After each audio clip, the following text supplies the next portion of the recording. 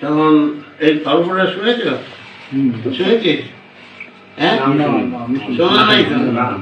বাবার সমস্ত বুক টুক দেখে উনি বললেন যে রোজ একটা করে স্ট্রেপ্টোপেনিসিলিন ইঞ্জেকশন অন্তত 7 দিন নিতে হবে, তাহলে এমন কোনো অ্যান্টিবায়োটিক নাই যাতে সেই ইঞ্জেকশন দিলে ছাগল সুস্থ হয়ে উঠবে। এই স্ট্রেপ্টোপেনিসিলিন ইঞ্জেকশন নিতেই হবে। আর স্ট্রেপ্টোমাইসিন আর পেনিসিলিন কম্বিনেশন কোনো ওরাল ট্যাবলেট হয় না, ইঞ্জেকশনই হয়। তা স্ট্রেপ্টোপেনিসিলিন ইঞ্জেকশন নিতেই হবে, তাহলে আর কোনো উপায় নেই, ঠাকুরকে বাঁচানো যাবে না, আরও বাড়তে থাকবে। তখন সাংঘাতিক অবস্থা পড়ে গেল। আর অমিয় রায় চৌধুরীকে অনেক করে বলা হলো যে অন্য অ্যান্টিবায়োটিক দেন, ওরাল যেগুলো দেয় না, এইটাই দিতে হবে, দিয়ে তো চলে গেলে না। এখন আর কি করা যাবে? এখন বাবা চুপ করে বসে, তামাক খাওয়া বন্ধ, তামাক খাওয়া বন্ধ, তামাক দুধ দিচ্ছে না। আর তামাক কিরম খেতে তুই বাবাকে দেখিস নি? না,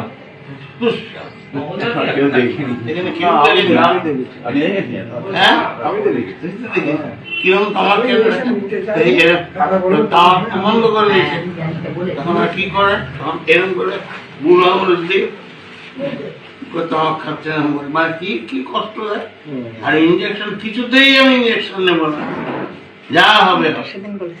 বড়দা হাত জোর করে ঠাকুরের সামনে প্রার্থনা যখন হবে বিকেল বেলায়, তখন ওই 3টে আসন বাঁধা থাকতো বাবার সামনে, 3 রকম রঙের। একটাতে বড়দা বসতেন, একটাতে ছোটদা বসতেন, একটাতে আমি বসতাম, রোজ বসতাম। তা সেই তখন ওরকম করে আসনে ওখানে বসে বড়দা বলে, বাবা ইঞ্জেকশনটা আপনাকে নিতেই হবে। অনেক অনুরোধ করা হয়েছে ডাক্তারকে, ডাক্তার বলছেন ওটাই নিতে হবে, আর কোনো হবে না। বাবা শুনে বলুন আমি ইঞ্জেকশন নেবই না, যা হবে হবে। হয়ে গেল। হওয়ার পরে আর তো বড়দা কি বলবেন, আর ছোটদা তো সাধারণত বাবা কেমন আছে না আছেন বিশেষ করে খোঁজই রাখতেন না, তার মতন করে তিনি চলতেন। তা ছোটদার বড়দার মধ্যে ঠিক পাবনার ভাষায় কথা হতো। তা পাশেই তো ছোটদা বসে আছে, তা বড়দার পাশে ছোটদা, তারপর আমি। তা বড়দা ছোটদাকে বলছে, এই মনে, তা তখন বলছে কি কোষ, মনের গলাটা এরকম, বড় মনে নেই, ছোটদার গলাটা এরকম, কি কোষ।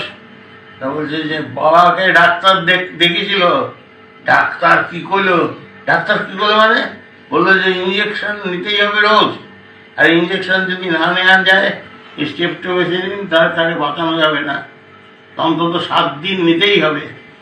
আমরা তো সব ফেল মেরে গেছি, তুই দেখ চেষ্টা করে। বাবা তো ওই দিকে তাকিয়ে আছে, তুই সজনে গাছ তোর মানে পার্লারে বসে আছেন বাবা, পার্লারটা চিন্তা কর, পার্লারে বসে আছেন, আর ওই দিকে দূরে যেখানে নিরালা নিবেশের উপর দিয়ে তাকিয়ে আছেন, উপর দিকে আকাশের দিকে। তারপরে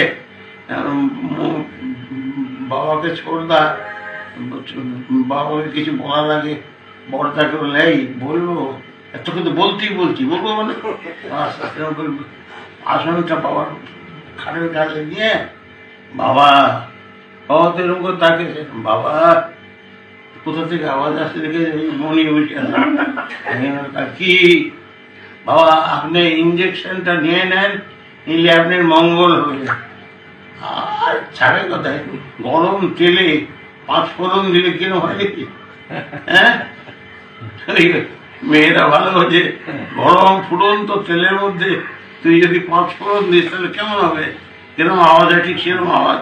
গলা দিয়ে প্রথমে ঠাকুরের প্রিয় বলে, আমার মঙ্গল মানে দেখছে তোর মধ্যে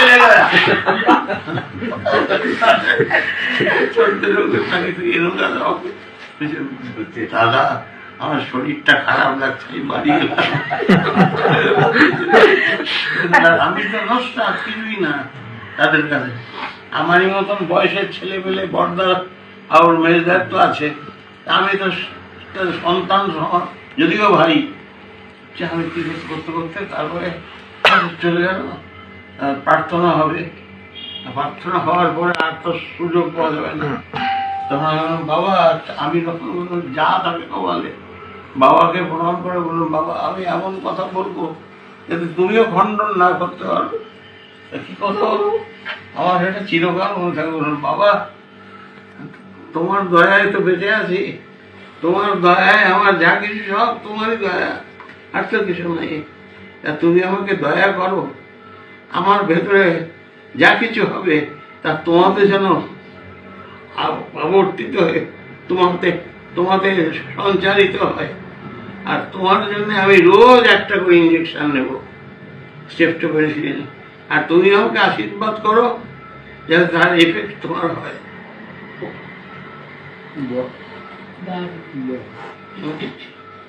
একদম এটা জলজান্ত সত্যি, এই বইতে লিখবে কিরে এই ইঞ্জেকশনটা আমি নেব, সত্যি নেব, আর এর এফেক্ট তোমার যেন হয়।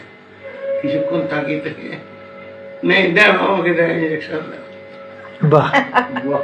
আর সেই ইঞ্জেকশন তো আমি দিতাম, যত অপ্রীতিকর কাজ সব আমি করতাম।